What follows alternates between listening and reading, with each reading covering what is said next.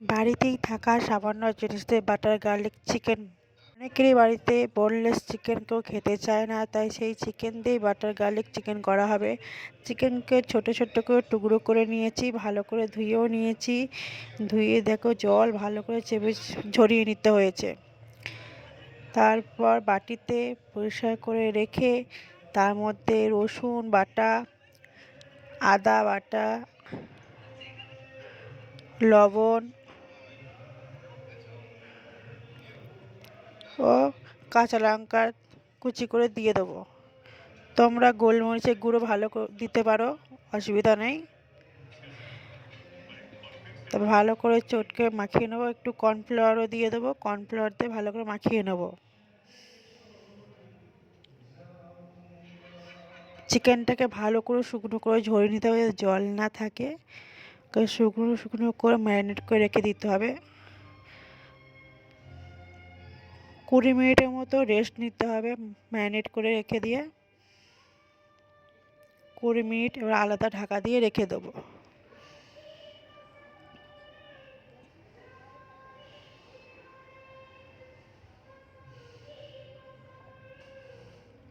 দেখো 20 মিনিট হয়ে গেছে। ফ্রিজে রাখলেও হবে, বাইরে রাখলেও হবে, কোনো অসুবিধা নেই। এদিকে আমি কড়াই গ্যাসে বসিয়ে রেখে কড়াইটা গরম করে রেখেছি। তার মধ্যে রিফাইন তেল দিয়ে দিচ্ছি অল্প করে। সেই রিফাইন তেলটা গরম হলে মাংসের পিসগুলো একটা একটা করে দিয়ে দেবো। দেওয়া হয়ে গেলে সবগুলোকে উল্টে পাল্টে ব্রাউন কালার ভেজে নেব। মাঝে সাঝে নেড়ে দিতে হবে যাতে কড়াইতে না লেগে যায়।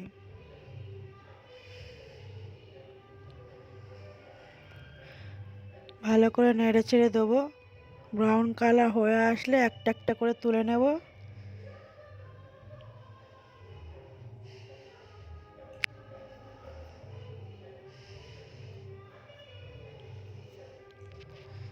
দেখো উল্টে পাল্টে দিচ্ছি, কড়াইতে লেগেও থাকবে না।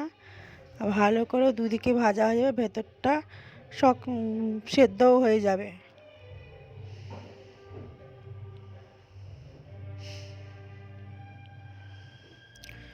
ভালো করে উল্টে পাল্টে ভেজে নিতে হবে।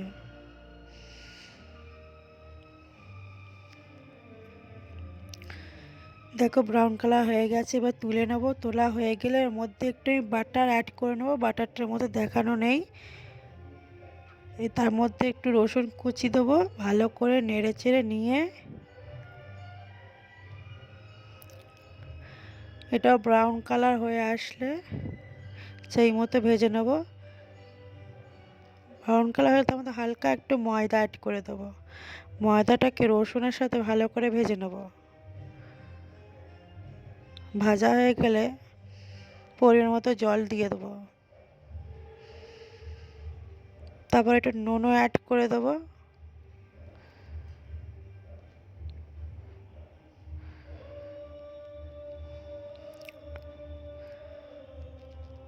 তারপর ফুটে উঠলে টকবক করে যখন ফুটে উঠবে চিকেনের যে পিসগুলো ভাজা হয়ে গিয়েছিলো সেগুলো ঢেলে দেবো।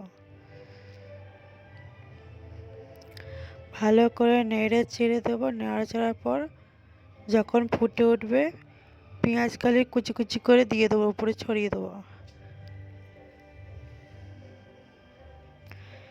আমাদেরকে রেডি। দেখো থালায় ঢেলে নিচ্ছি। তোমরা এরকম করে ট্রাই করতে পারো, ঘরে সামান্য জিনিস দিয়েই হবে।